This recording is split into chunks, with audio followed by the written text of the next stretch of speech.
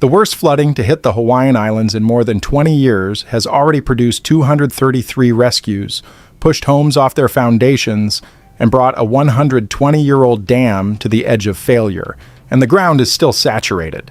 233 rescues on Oahu in a single storm. 5,500 people ordered to evacuate near Waialua and Halewa. 10 treated for hypothermia.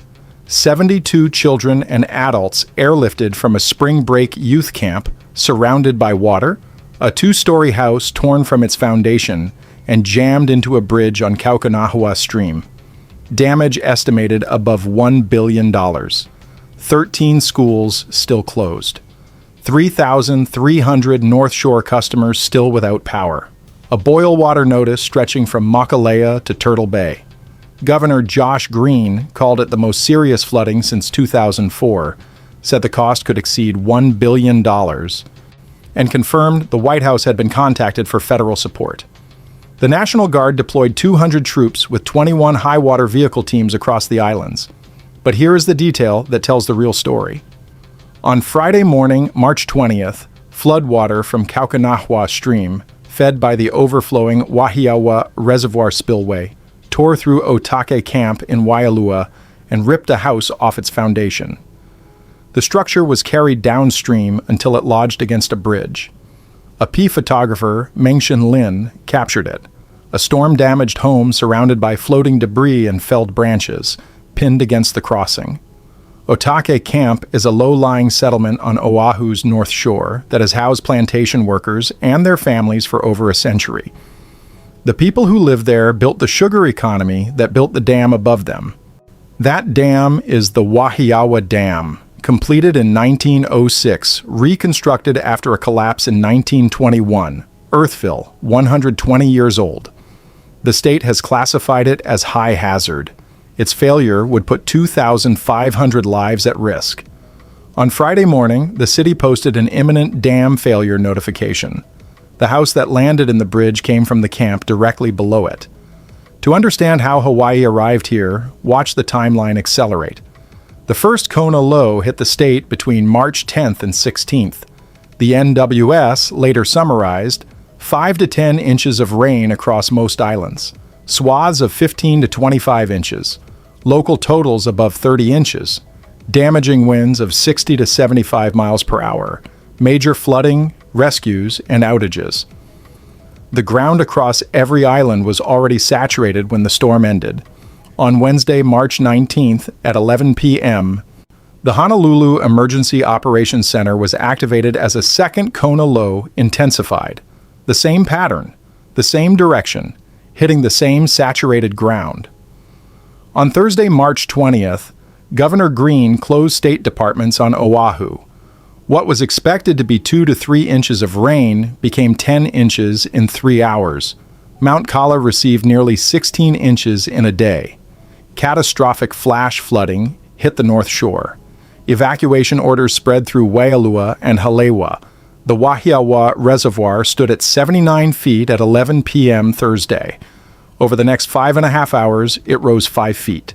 At 85 feet, officials trigger mandatory evacuations, because at that level, a catastrophic failure of the dam would flush water that was, in the governor's words, not consistent with people surviving if they were still in the community. Just before 8:30 a.m. Friday, the city posted an imminent dam failure notification. 5,500 people were ordered out.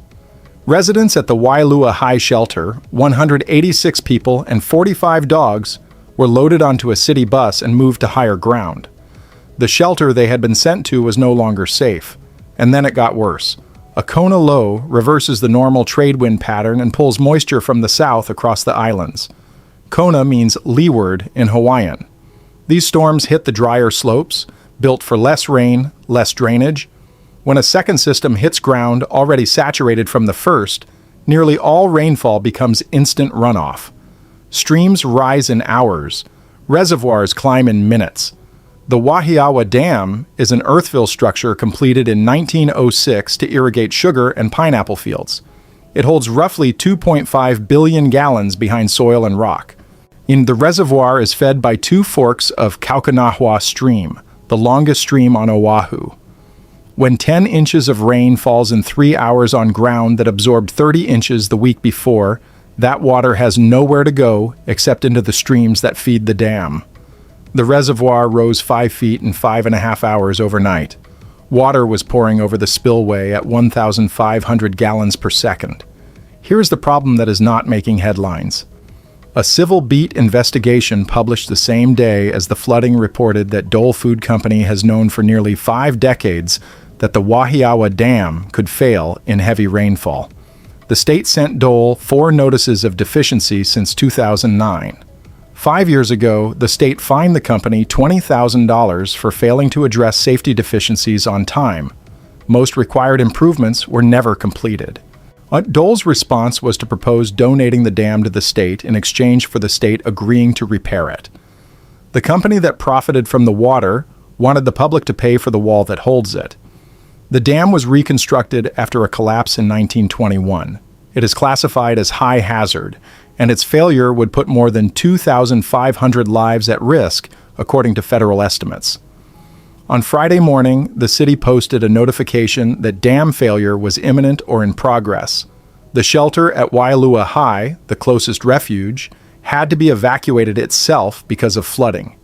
186 people and 45 dogs were moved by bus to higher ground while the dam notification was still active. Mayor Blangiardi said the city conducted 233 rescues. No fatalities were reported. But Dr. Jim Ireland, Honolulu's emergency services director, described what nearly became one. A Waialua ambulance was overwhelmed by floodwater while responding to a call. The crew and a police officer still managed to rescue 4 children from a collapsed house before they themselves had to be pulled out by a high water vehicle. The rescuers needed rescuing. And this is where it gets worse. Tony Espinosa is 63 years old. He lives in a 2-bedroom, 1-bathroom plantation shack in Otake Camp, Waialua, directly below the Wahiawa Dam. On Friday morning, he woke to water inside his home.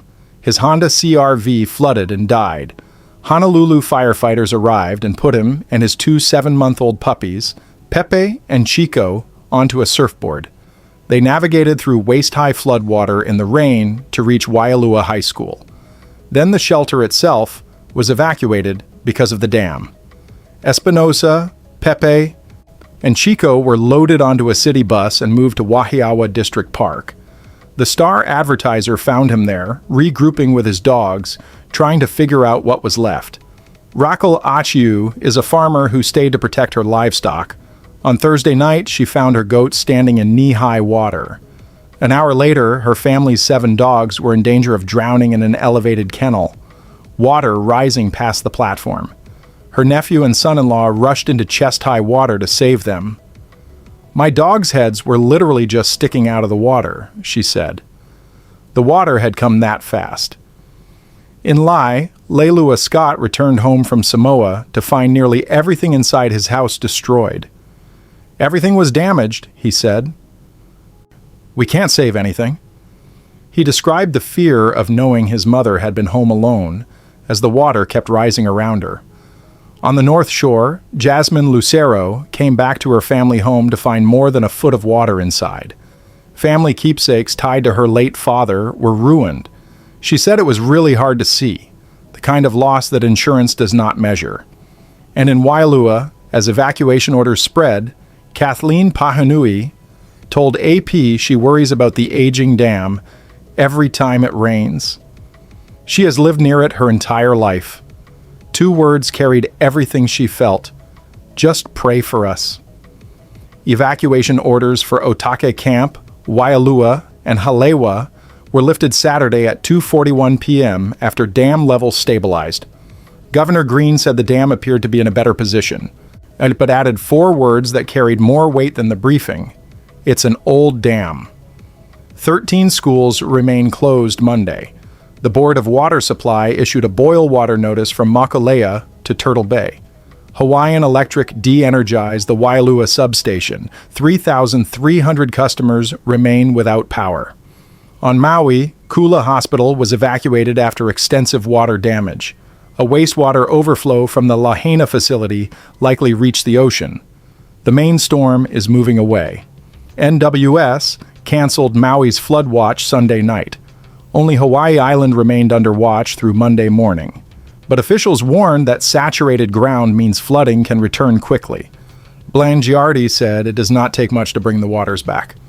How do you tell Tony Espinosa, a 63-year-old man who was rescued on a surfboard with his 2 puppies from a plantation shack in Otake camp, that the dam above his home has been classified as high hazard for decades, that Dole received 4 deficiency notices and was fined $20,000, and that most of the required repairs were never completed?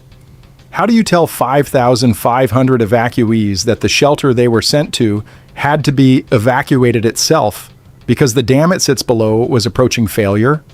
If the state has known since at least 2009 that this dam needed repair, and Dole proposed donating it rather than fixing it, and the dam came within 6 feet of overflowing during a storm that arrived on saturated ground, who is responsible for what happens the next time? The house that floodwater tore from its foundation at Otake camp is still jammed into the bridge on Kaukanahua Stream. The dam above it is still classified as high hazard.